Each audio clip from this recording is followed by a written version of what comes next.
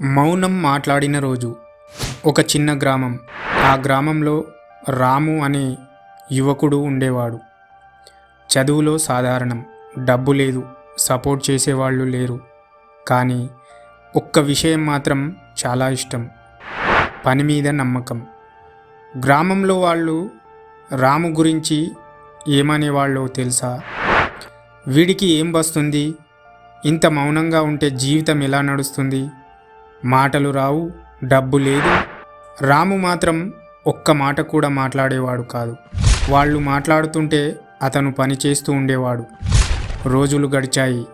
రాము రోజు ఉదయం లేచి చిన్న చిన్న పనులు చేసేవాడు.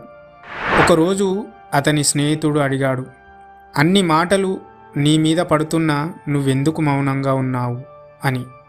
రాము నవ్వి, నా మాటలు వాళ్లకు అర్థం కాదు, నా ఫలితం మాత్రం తప్పకుండా అర్థమవుతుంది. సమయం మారింది. ఒక అవకాశం వచ్చింది.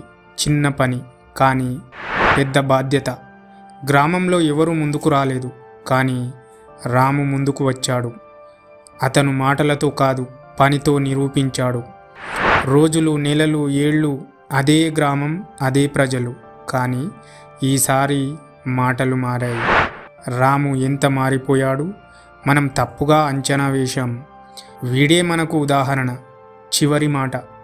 ఒకరోజు అదే వాళ్లలో ఒకడు వచ్చి అడిగాడు, ఇంతకాలం మౌనంగా ఎలా ఉండగలిగావు? అప్పుడు రాము శాంతంగా చెప్పాడు, మౌనం నా బలహీనత కాదు, అది నా శక్తి. మాటలు కాలంతో మాయమవుతాయి, పని మాత్రమే గుర్తుండిపోతుంది. నీ విలువను మాటలు నిర్ణయించవు. నీ ఎదుగుదలే నీ పరిచయం. నిశ్శబ్దంగా పనిచేయి, ఫలితం శబ్దం చేస్తుంది.